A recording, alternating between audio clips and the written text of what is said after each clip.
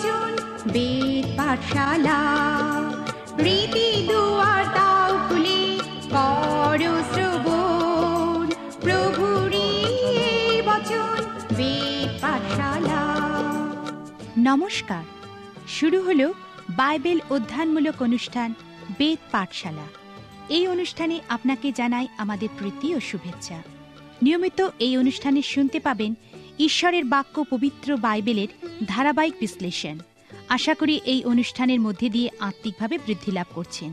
তাহলে শুনুন বেদ পাঠশালা। প্রিয় শ্রোতা বন্ধু, বেদ পাঠশালা অনুষ্ঠানে আপনাকে স্বাগত জানাই।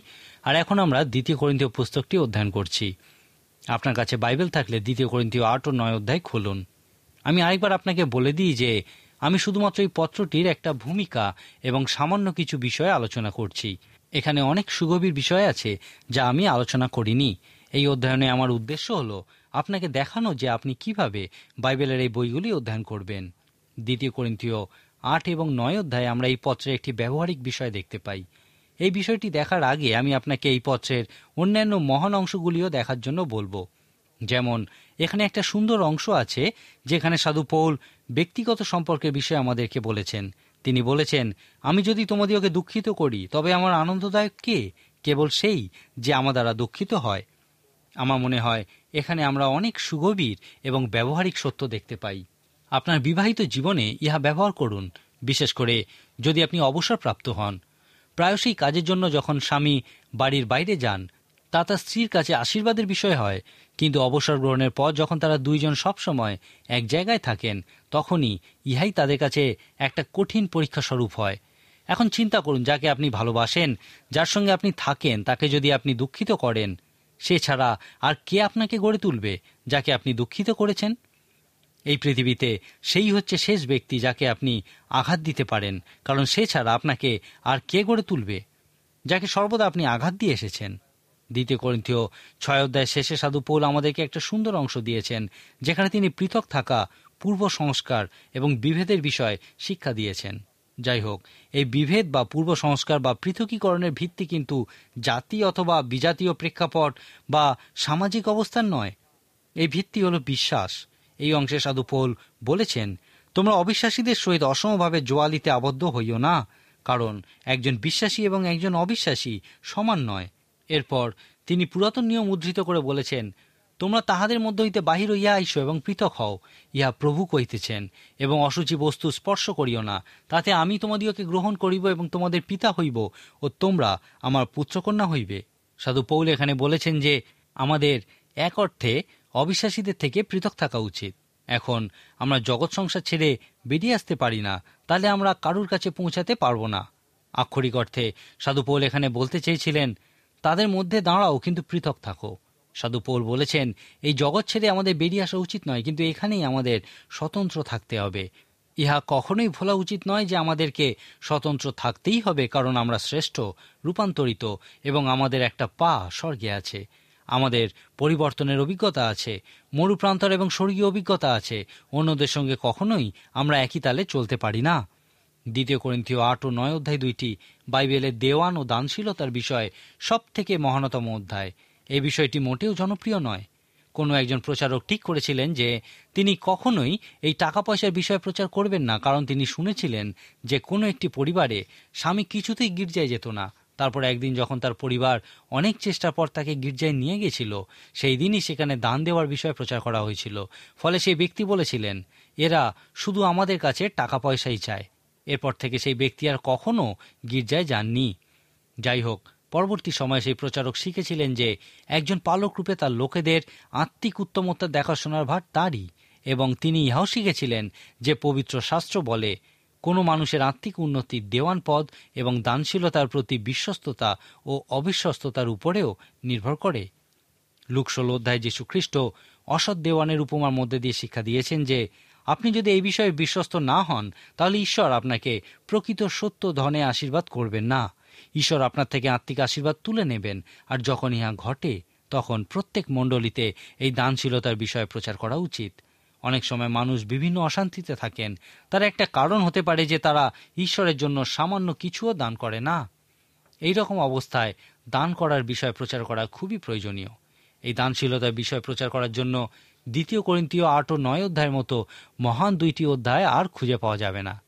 সাধু পৌল সেই সমস্ত সাধু ব্যক্তিদের জন্য অর্থ সংগ্রহ করছিলেন যারা জেরুজালেমে খুবই কষ্টের মধ্যে ছিলেন। জেরুজালেম এবং জিহুদায় যারা কষ্টের মধ্যে ছিলেন তারা সকলেই ছিলেন জিহুদি বিশ্বাসী। সাধু পৌল যখন বিশ্বাসীদের ঘৃণা করতেন তখন এই মতো বিশ্বাসীদের উপরই সবথেকে বেশি অত্যাচার করেছিলেন। হয়তো এই বিষয়ে সাধু পৌলের মনে খুবই অপরাধবোধ ছিল, কারণ প্রায়শই তিনি এই বিষয়টা উল্লেখ করেছেন। জেরুজালেমে সেই কষ্টের মধ্যে থাকা সাধুদের প্রতি সাধু পৌল প্রকৃতই দয়া, মহান বোঝা অনুভব করতেন, আর সেই জন্যই তিনি তাদেরকে সাহায্য করতে চেয়েছিলেন।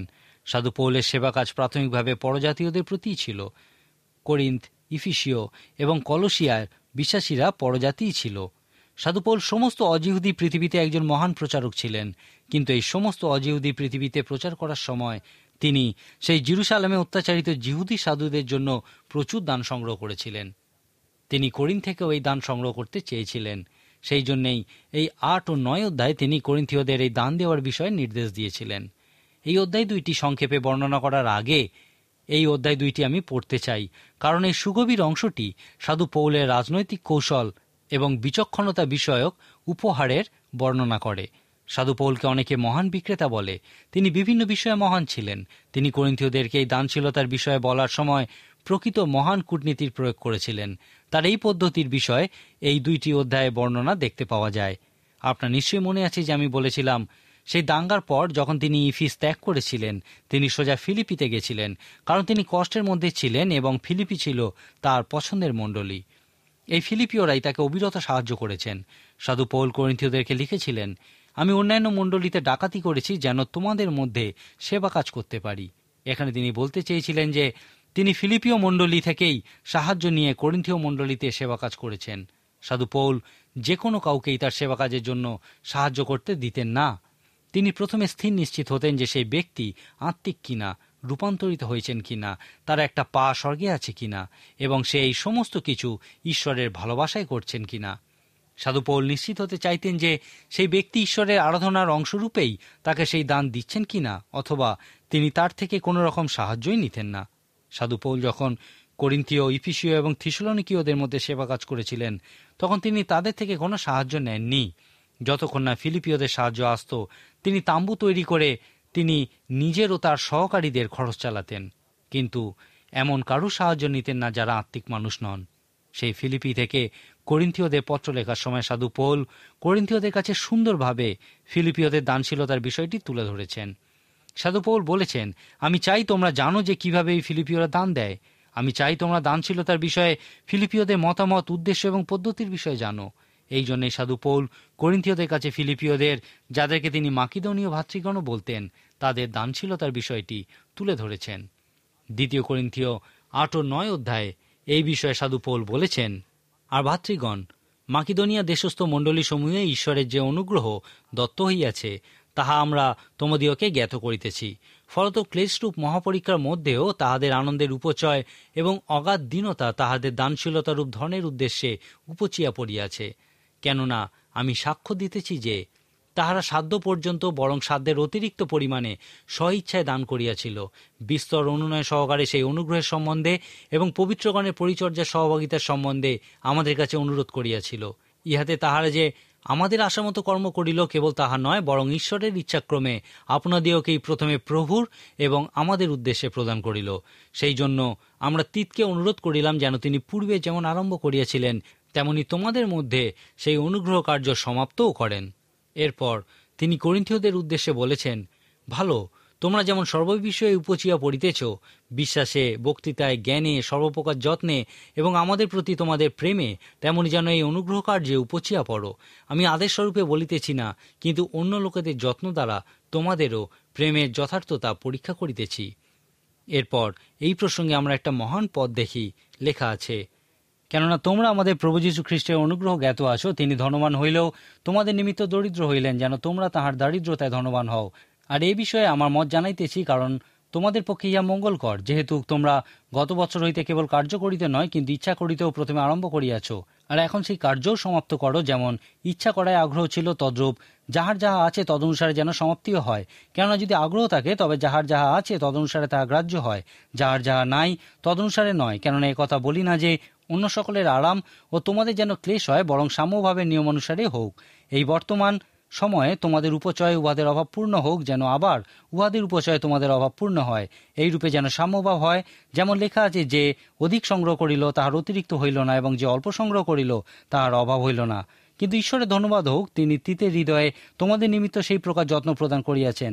তিত আমাদের অনুরোধ গ্রাহ্য করিলেন বটে, কিন্তু তিনি নিজে অধিক যত্নবান হওয়াতে স্বইচ্ছায় তোমাদের নিকটে চলিলেন। আর আমরা তাহার সঙ্গে সেই ভ্রাতাকে পাঠাইলাম, সুসমাচার সম্বন্ধীয়, যাহার প্রশংসা সমুদায় মণ্ডলীতে ব্যাপিয়াছে। কেবল তাহা নয়, কিন্তু তিনি সেই অনুগ্রহ কার্য সম্বন্ধে আমাদের সহচর হইবার জন্য মণ্ডলীগণ কর্তৃক নির্বাচিত হইয়াছেন, যে কার্য প্রভুর গৌরব ও আমাদের আগ্রহ প্রকাশার্থে আমাদের পরিচর্যায় সম্পাদিত হইতেছে। আমরা সাবধানে চলিতেছি, পাছে এই যে মহাদানের পরিচর্যা আমাদের দ্বারা সম্পাদিত হইতেছে, এই বিষয়ে কেহ আমাদের উপরে দোষারোপ করে, কারণ কেবল প্রভুর সাক্ষাতে নয়, মনুষ্যদের সাক্ষাতে যাওয়া উত্তম, তাহাও আমরা চিন্তা করি। বাস্তবিক পবিত্রগণের পরিচর্যা করিবার বিষয়ে তোমাদিওকে আমার লেখা বাহুল্য, কারণ আমি তোমাদের আগ্রহ জানি এবং তোমাদের পক্ষে সে বিষয়ে মাকিদনীয়দের কাছে এই শ্লাঘা করিয়া থাকি যে গত বছর হইতে আখায়া প্রস্তুত হইয়া রহিয়াছে, আর তোমাদের উদ্যোগ তাহাদের অধিকাংশ লোককে উৎসাহিত করিয়া তুলিয়াছে। কিন্তু আমি সেই ভ্রাতৃগণকে পাঠাইয়াছি, যেন তোমাদের পক্ষে আমাদের শ্লাঘা এই বিষয়ে ব্যর্থ না হয়, যেন আমি যেমন বলিয়াছি তদনুসারে তোমরা প্রস্তুত হও। নতুবা কি জানি, মাকিদনীয় কোনো লোক আমার সহিত আসিয়া যদি তোমাদিওকে প্রস্তুত না দেখে, তবে সেই দৃঢ় প্রত্যাশার বিষয়ে আমাদের বলিতে চাহি না যে তোমাদেরও লজ্জা জন্মিবে। এই জন্য আমি ভাতৃগণকে এই অনুরোধ করা আবশ্যক বুঝিলাম, যেন তাহারা অগ্রে তোমাদের নিকটে যান এবং পূর্বে অঙ্গীকৃত তোমাদের সেই দান ঠিকঠাক করেন, যেন এইরূপে তাহা পীড়াপিড়ির বিষয় বলিয়া নয়, কিন্তু বদান্যতার বিষয় বলিয়া প্রস্তুত থাকে। কিন্তু আমি বলি এই, যে অল্প পরিমাণে বীজ বুনে সে অল্প পরিমাণে শস্যও কাটিবে, আর যে ব্যক্তি আশীর্বাদের সহিত বীজ বুনে সে আশীর্বাদের সহিত শস্যও কাটিবে। প্রত্যেক ব্যক্তি আপন আপন হৃদয়ে যেরূপ সংকল্প করিয়াছে তদনুসারে দান করুক, মনোদুঃখপূর্বক কিংবা আবশ্যক বলিয়া না দিউক, কেননা ঈশ্বর হৃষ্টচিত্ত দাতাকে ভালোবাসেন। আর ঈশ্বর তোমাদিওকে সর্বপ্রকার অনুগ্রহের উপচয় দিতে সমর্থ, যেন সর্ববিষয়ে সর্বদা সর্বপ্রকার প্রাচুর্য থাকায় তোমরা সর্বপ্রকার সৎকর্মের নিমিত্ত উপচিয়া পড়ো। আর যিনি বপনকারীকে বীজ ও আহারের জন্য খাদ্য যোগাইয়া থাকেন, তিনি তোমাদের বপনের বীজ যোগাইবেন এবং প্রচুর করিবেন, আর তোমাদের ধার্মিকতার ফল বৃদ্ধি করিবেন। এইরূপে তোমরা সর্বপ্রকার দানশীলতার নিমিত্তে সর্ববিষয়ে ধনবান হইবে। আর এই দানশীলতা আমাদের দ্বারা ঈশ্বরের প্রতি ধন্যবাদ সম্পন্ন করে, কেননা এই সেবারূপ পরিচর্যা কর্ম পবিত্রগণের অভাব পূর্ণ করিতেছে। কেবল তাহা নয়, বরং অনেকের ধন্যবাদের দ্বারা ঈশ্বরের উদ্দেশ্য উপচিয়া পড়িতেছে, কেননা তোমাদের এই পরিচর্যা ঘটিত পরীক্ষা সিদ্ধতা হেতু তারা ঈশ্বরের গৌরব করিতেছে। খ্রিস্টের সুসমাচারের প্রতি তোমাদের স্বীকৃত আজ্ঞাবহতা প্রযুক্ত এবং উহাদের প্রতি ও সকলের প্রতি সহভাগিতানুরূপ দানশীলতা প্রযুক্ত করিতেছে। এই অধ্যায় দুটির পদগুলি পড়ুন, এখান থেকে আপনি জানতে পারবেন যে কিভাবে ঈশ্বরকে আপনার দান দেওয়া উচিত। প্রিয় শ্রোতা বন্ধু, 2 করিন্থীয় পুস্তকের 8 ও 9 অধ্যায় দুইটি অধ্যয়ন করছি। এই দুইটি অধ্যায়ে সাধু পৌল তার পছন্দের মণ্ডলী সেই ফিলিপীয় মণ্ডলীর দানশীলতার বিষয়টি তুলে ধরেছেন, যেন তিনি সেই করিন্থীয় মণ্ডলীকে দানশীলতার বিষয়ে শিক্ষা দিতে পারেন। প্রথমত আমরা ফিলিপীয় বিশ্বাসীদের দান দেওয়ার গুণগত মানের বিষয় দেখেছি। সাধু পৌল বলেছেন, তাহারা যে আমাদের আশামতো কর্ম করিল কেবল তাহা নয়, বরং ঈশ্বরের ইচ্ছাক্রমে আপনাদিওকেই প্রথমে প্রভুর এবং আমাদের উদ্দেশ্যে প্রদান করিল। আমি আগেই বলেছি, সাধু পৌল কখনোই কোনো মানুষের কাছ থেকে দান নিতেন না, যতক্ষণ না পর্যন্ত তারা প্রত্যাশিত প্রয়োজনীয় বিষয় সকল পূর্ণ করত। ফিলিপীয়রা ঈশ্বরের ইচ্ছাক্রমে নিজেদেরকে প্রথমে ঈশ্বরের উদ্দেশ্যে দিয়েছিল এবং পরে তার উদ্দেশ্যে অথবা ঈশ্বরের পরবর্তী ইচ্ছা বা কাজের উদ্দেশ্যে দিয়েছিল। তারা নিজেদের ইচ্ছা বা সংকল্প নিজেদের সুবিধার জন্য অনুনয় বিনয় ত্যাগ করেছিল। সাধু পৌলের কাছে ইহাই ছিল খুবই গুরুত্বপূর্ণ বিষয়। সাধু পৌল কখনোই কাউকে কোনো কাজের জন্য বাধ্য করতেন না। ফিলিমনকে যখন তিনি একজন পালিয়ে যাওয়া দাসকে ফিরিয়ে নিতে বলেছিলেন, তখন তাকে বলেছিলেন, এখন আমি তোমাকে ইহা করার জন্য আদেশ দিতে পারি, কিন্তু আমি তা করব না, কারণ আমি চাই ইহা তোমার নিজের ইচ্ছা বা সংকল্পের ফলেই সম্পন্ন হোক। আমার মনে হয় এই ইচ্ছা বা সংকল্প সাধু পৌলের কাছে খুবই গুরুত্বপূর্ণ। তিনি বলেছেন, এই দান সর্বদা স্বইচ্ছায় দেওয়া উচিত। ঈশ্বর হৃষ্টচিত্ত দাতাকে ভালোবাসেন। মনোদুঃখের সাথে যারা দান দেন তাদেরকে তিনি ভালোবাসেন না। এখন সেই ফিলিপীয়রা উদারতার সঙ্গে দান করেছিল এবং ইহা দানশীলতার নীতিগুলি বুঝতে আমাদেরকে বিশেষ সাহায্য করে। যখন কেউ উদারতার সঙ্গে দান করেন, তখন প্রথম যে প্রশ্ন আপনার মনে আসে তা হলো, তারা কি ধনী?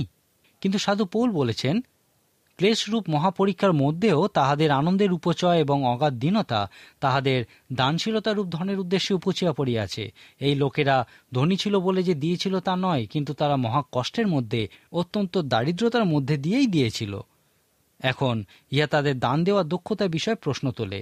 এ বিষয়ে সাধু পৌল বলেছেন, তাহারা সাধ্য পর্যন্ত বরং সাধ্যের অতিরিক্ত পরিমাণে স্বইচ্ছায় দান করিয়াছিল। আপনি কি কখনো সাধ্যের অতীত দান করা কিভাবে সম্ভব সেই বিষয়ে ভেবে দেখেছেন? সাধু পৌল বলেছেন, ফিলিপিওরা তাদের কাছে কি নেই তার উপর ভিত্তি করে নয়, কিন্তু তাদের যা আছে তার উপর ভিত্তি করেই দান করত। অনেক সময় আমরা দান দেওয়ার বিষয়ে অবাস্তব চিন্তা করি। যেমন, যদি আমাদের কাছে লক্ষ লক্ষ টাকা থাকতো তাহলে আমরা ঈশ্বরের উদ্দেশ্যে অনেক দান করতে পারতাম। কিন্তু আমাদের দানশীলতা আমাদের কাছে কি নেই তার উপর ভিত্তি করে না, কিন্তু ইহা আমাদের যা আছে তার উপরই ভিত্তি করে। আমি একবার একটা গল্প শুনেছিলাম। একটি মণ্ডলীতে একজন খুবই ধনী ব্যক্তি ছিলেন, কিন্তু সেই মণ্ডলী পালক তা জানতেন না। সেই পালকের ধনী ব্যক্তিদের বিষয়ে একটা পূর্ব ধারণা ছিল। তিনি মনে করতেন একজন ধনী ব্যক্তি কখনোই একজন বিশ্বাসী হতে পারে না। সেই ধনী ব্যক্তি খুবই বয়স্ক ছিলেন এবং একদিন তিনি সেই পালকের সঙ্গে কিছুক্ষণ সময় কাটাবেন স্থির করেছিলেন। যখন তারা দুইজনে একত্র হয়েছিলেন তখন সেই ধনী ব্যক্তি সেই পালককে বলেছিলেন তিনি কতটা ধনী। সেই পালক তখন বলেছিলেন, আমি জানি না, যদি আমার এত টাকা থাকতো তাহলে আমি কি করতাম। সেই ব্যক্তি বলেছিলেন, ঈশ্বর জানেন, আর এই জন্যই সম্ভবত তিনি আপনাকে এত টাকা দেননি। সেই ব্যক্তি বলেছিলেন তিনি এত ধনী কারণ ঈশ্বর জানতেন যে সম্পদের বিষয়ে তার উপর বিশ্বাস করা যায়। তিনি বলেছিলেন যে তার 9টি ভাই বোন এবং তার বাবা মারা যাওয়ার সময় তাদের সকলের ভার তার উপরে দিয়েছিলেন এবং তাদের সকলকে পড়াশোনা শিখিয়ে ঈশ্বরের সেবা কাজে নিয়োজিত করার দায়িত্ব দিয়েছিলেন। তিনি যথাযথভাবে সেই দায়িত্ব পালন করেছিলেন এবং যখন তার শেষ ভাই সেবা কাজে যোগ দেয় তখন তিনি একজন প্রকৃত ধনী ব্যক্তিতে পরিণত হয়ে গেছেন। তিনি সেই পালককে বলেছিলেন যে বর্তমানে তিনি 120 জন সেবাকারীকে সাহায্য করে থাকেন আর তাদের দেখাশোনা করার মধ্যে দিয়েই তার সময় কাটে। সেই পালক এক সময় বলেছিলেন, আমারও যদি এত টাকা থাকতো তাহলে আমিও ঈশ্বরের উদ্দেশ্যে অনেক দিতাম। তখন সেই ধনী ব্যক্তি বলেছিলেন, আপনি এখন কত দেন? যদি আপনি এখন অন্তত দশমাংশও না দেন তাহলে আপনার কাছে অনেক টাকা থাকলেও আপনি ঈশ্বরের উদ্দেশ্যে অনেক দিতেন না। লক্ষ্য করুন, দানশীলতা আমাদের কি নেই তার উপরে নয়, কিন্তু আমাদের কি আছে তার উপরই ভিত্তি করে। আসুন আমরা ফিলিপিওতে দানশীলতার পদ্ধতির বিষয় দেখি। সেই ফিলিপিও বিশ্বাসীরা তাদের সাধ্যের অতিরিক্ত দিয়েছিল। এখন আপনি কিভাবে ইহা করবেন? অনেক মানুষ এই রকম পদ্ধতিতে দান করেন যে প্রথমে স্বামী স্ত্রী একত্রে বসে ঠিক করেন যে তারা এই বছরে ঈশ্বরের উদ্দেশ্যে কতটা দেবেন। তাদের সাধ্যমতো তারা হয়তো কিছু টাকা দিতে পারত, কিন্তু তারা অঙ্গীকার করলো যে তারা আরও অনেক বেশি দেবে।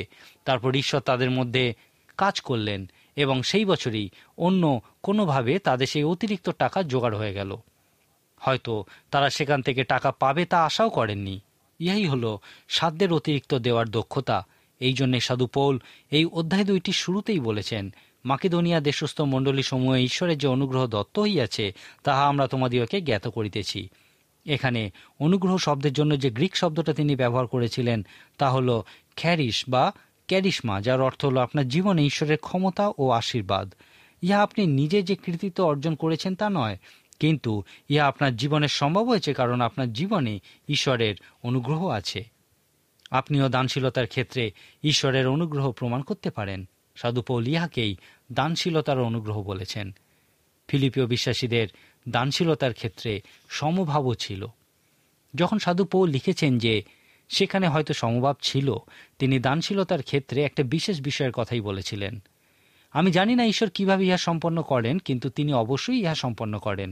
ঈশ্বর সেই ফিলিপিও বিশ্বাসীদের মতো চরম কষ্টে দারিদ্রতায় যে কোনোভাবে যারা তাঁর উদ্দেশ্যে দেন তা গ্রহণ করেন।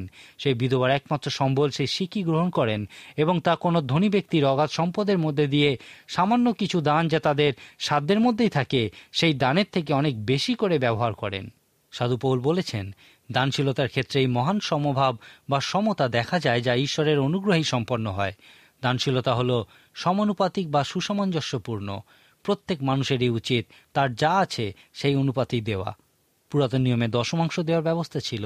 ইহা শুধুমাত্র সমস্ত কিছুর দশমাংশের বিষয় বলে না, কিন্তু সমস্ত কিছুর প্রথম দশমাংশের বিষয় বলে। দশমাংশের ক্ষেত্রে ইহাই গুরুত্বপূর্ণ বিষয়। মালাকি ভাওবাদী মতানুযায়ী যদি দশমাংশ না দেওয়া হয় তার অর্থ হল ঈশ্বরের পয়সা চুরি করা। তারা এই দশমাংশ ছাড়াও দান দিত এবং তারপরেও তারা বলি উৎসর্গ করত। 2 শমূয়েল পুস্তকের শেষে বলি উৎসর্গের বিষয়ে রাজা দাউদ বলেছিলেন, আমি ঈশ্বরের উদ্দেশ্যে এমন কিছুই বলিরূপে উৎসর্গ করব না যার জন্য আমাকে কোনো না কোনো মূল্য দিতে হয় না। বলি উৎসর্গ হলো একটা সমানুপাতিক বিষয়। যদি 2 জন ব্যক্তি দশমাংশ দেন, যারা একজন খুবই ধনী এবং অন্যজন গরিব হয়, সেক্ষেত্রে ধনী ব্যক্তির দশমাংশ দিতে কোনো কষ্ট হয় না, কিন্তু সেই দরিদ্র ব্যক্তিকে খুব কষ্ট করেই দশমাংশ দিতে হয়। যাই হোক, যদি তারা দুইজন বলি উৎসর্গ করে, সেক্ষেত্রে সেই ধনী ব্যক্তিকেও কিছু মূল্য দিতে হয়। এই বলি উৎসর্গের ক্ষেত্রে কিছু মূল্য দিতেই হবে, কিন্তু ইহা দানশীলতার বিষয়ে পুরাতন নিয়মের ব্যবস্থা। দানশীলতার বিষয়ে নতুন নিয়মের ধারণা হলো সমস্ত কিছু ঈশ্বরের এবং আমরা হচ্ছি ঈশ্বর প্রদত্ত সেই সমস্ত কিছু দেওয়ান। এই ক্ষেত্রে মূল বিষয়টা হলো যে একদিন হয়তো আমরা আর দেওয়ান থাকতে পারবো না। একদিন হয়তো আমাদের কাছে এই দেওয়ানি পদের হিসাব চাওয়া হবে। এই দেওয়ান বিষয়টা বলে না ঈশ্বরের উদ্দেশ্যে শুধুমাত্র দশমাংশ দিতে হবে, কিন্তু ইহা শিক্ষা দেয় যে সমস্ত কিছু ঈশ্বরের এবং আমাদেরকে শুধুমাত্র তা দেখাশোনা করার দায়িত্বই দেওয়া হয়েছে। যখন আমরা ঈশ্বরকে এই দেওয়ানি পদের হিসাব দেব, সেক্ষেত্রে মূল বিষয়টা আমরা কতটা দিয়েছি তা হবে না, কিন্তু কেন আমরা এত বেশি রেখেছি সেটাই হবে মূল বিষয়। অর্থাৎ ঈশ্বরের গৌরবের জন্য যে সমস্ত বিষয় আমাদেরকে দেওয়া হয়েছিল, আমরা কিভাবে তা ব্যবহার করেছি। ফিলিপীয় বিশ্বাসীরা করিন্থীয়দের সামনে এই সমভাব বা সমতারই দানশীলতার নীতির একটি প্রতীকস্বরূপ হয়েছিল। ঈশ্বর এই যে সমভাব বা সমতার বিষয় বলেছেন, তা এইরকম, যদি আমরা আমাদের যা নেই তার ভিত্তিতে নয়, কিন্তু আমাদের যা আছে তার ভিত্তিতে যদি দান করি, তাহলে ঈশ্বর এই মহান সমতা আমাদের মধ্যে আনবেন। একজন বিখ্যাত প্রচারক যখন একটি ক্ষুদ্র মণ্ডলী গড়ে তুলছিলেন, তখন একদিন হঠাৎ একজন যুবক এসে তাকে একটা খুব সুন্দর পাখি মারা বন্দুক দিয়েছিল।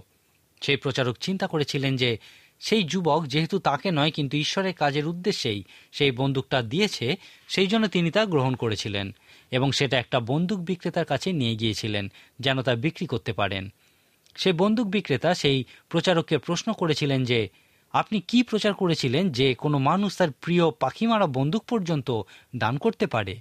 এর কিছুদিন পর তিনি একটি মণ্ডলীতে প্রচার করার জন্য আমন্ত্রিত হয়েছিলেন এবং যখন তিনি কি বিষয়ে প্রচার করবেন তা জানতে চেয়েছিলেন, তখন সেই বন্দুক বিক্রেতা, যিনি ওই মণ্ডলীর একজন প্রাচীন ছিলেন, বলেছিলেন, আপনি কিভাবে ওই পাখি মারা বন্দুকটি পেয়েছিলেন আমাদেরকে শুধুমাত্র তাই বলুন। সেই মণ্ডলীটি একটি মৃতপ্রায় পরিবেশের মধ্যে ছিল এবং তারা ওই জায়গা পরিবর্তনের কথা ভাবছিলেন। আর এই বিষয়ে ওই মণ্ডলীতে একটা দ্বন্দ্ব ছিল। তারপর তিনি প্রচার করার পর ওই মণ্ডলীতে একটা জাগরণের সৃষ্টি হয়েছিল। আমি বিশ্বাস করি ঈশ্বর কোনো মানুষের পাখি মারা বন্দুককেও মণ্ডলী গঠনের কাজে ব্যবহার করতে পারেন। তিনি কোনো ধনী ব্যক্তির প্রচুর দান, যার জন্য তাকে কোনো মূল্য দিতে হয় না, সেই দানের থেকে এই ছোট বন্দুককে অনেক বেশি করে ব্যবহার করেন। সাধু পৌল এই অর্থেই বলেছিলেন, তোমাদের যা কিছু আছে সেই অনুযায়ী দাও, যা নেই সেই অনুযায়ী দিও না। তারপর ঈশ্বর সেই মহান সমভাব বা সমতা আনয়ন করবেন। যদি আপনি দানশীলতার বিষয় প্রচার করতে চান বা এই বিষয়ে কোথাও শিক্ষা দিতে চান, তাহলে 2 করিন্থীয় 8 ও 9 অধ্যায় 2টি খুব মনোযোগের সঙ্গে অধ্যয়ন করুন। আপনি আবিষ্কার করবেন যে এই দানশীলতার বিষয়ে এই 2টি অধ্যায় ঈশ্বরের সমগ্র বাক্যের মধ্যে প্রকৃতই মহান ও চমৎকার। এই অধ্যায় 2টি লেখার মূল উদ্দেশ্য ছিল সাধু পৌল জেরুজালেমে কষ্টের মধ্যে থাকা বিশ্বাসীদের জন্য দান সংগ্রহ করতে চেষ্টা করছিলেন। তিনি করিন্থীয়দেরকে সেই মহান কাজ, জেরুজালেম ও জিহুদায় কষ্টপ্রাপ্ত বিশ্বাসীদের কষ্ট লাঘব করার কাজে প্রভাবিত করতে চেষ্টা করছিলেন। তাদেরকে দানশীলতার পক্ষে উৎসাহিত করার জন্যে সাধু পৌল তাদের সামনে ফিলিপীয়দের দানশীলতার বিষয়টি তুলে ধরেছিলেন। তিনি বলেছিলেন, তোমরা করিন্থিয়েরা যদি ঈশ্বরের এই কাজের অংশ হতে চাও, তাহলে দানশীলতার এই নীতিগুলি তোমাদেরকে দেখাবে যে কিভাবে তোমরা দান দেওয়ার ক্ষেত্রে বিশ্বস্ত থাকতে পারো। এখন প্রশ্ন হলো, আপনি নিজের সম্বন্ধে কি চিন্তা করছেন? আপনি কি এই উপলব্ধি করেছেন যে আপনার যা কিছু আছে সেই সমস্তই ঈশ্বরের এবং আপনাকে শুধুমাত্র তা দেখাশোনা করার দায়িত্ব দেওয়া হয়েছে? আপনি কি ঈশ্বরের কাজে হৃষ্টচিত্তে দান করছেন? এই দানের জন্য আপনাকে কি কোনো মূল্য দিতে হয়েছে? যদি আপনার কাছে অনেক না থাকে, তার কারণ হতে পারে যে হয়তো ঈশ্বর অনেক বেশির ক্ষেত্রে আপনাকে বিশ্বাস করতে পারেন না। অতএব আপনার যা আছে সেই সমস্ত কিছুর ক্ষেত্রে বিশ্বস্ত থাকুন এবং ঈশ্বর প্রতিজ্ঞা করছেন যে তিনি আপনাকে অবশ্যই আশীর্বাদ করবেন। আজকের মতো অনুষ্ঠান শেষ করার আগে আমি আপনাকে আবার বলতে চাই যে ঈশ্বরের বাক্য অধ্যয়ন করুন। ইহা আপনার যা আছে সেই সমস্তের সঙ্গে কিভাবে বিশ্বস্ত থাকা যায় তা শিক্ষা দেবে। আজকের মতো তাহলে এখানেই শেষ করি। আগামী অনুষ্ঠানে আপনি অবশ্যই আমাদের সঙ্গে উপস্থিত থাকুন। ঈশ্বর আপনার মঙ্গল করুন। প্রিয় শ্রোতা বন্ধু, বেদ পাঠশালা অনুষ্ঠানটি কেমন লাগলো এবং আপনি যদি বিনামূল্যে বাইবেল অধ্যয়ন সহায়ক পুস্তিকা পেতে চান, তাহলে পত্রের মাধ্যমে, ইমেলে অথবা ফোনে আপনি আমাদের সাথে যোগাযোগ করতে পারেন। আমাদের ফোন নম্বর হল 24380045। ইমেলের জন্য লিখুন bengalivp@radio882.com। শেষে জানাই আমাদের ঠিকানা, বেদ পাঠশালা, পোস্ট বক্স নম্বর 16925, কলকাতা 700034। আমাদের আরেকটি ঠিকানা হল বেদ পাঠশালা, জিপিও বক্স নাম্বার 87, শিলিগুড়ি 1। তাহলে আবার দেখা হবে। নমস্কার।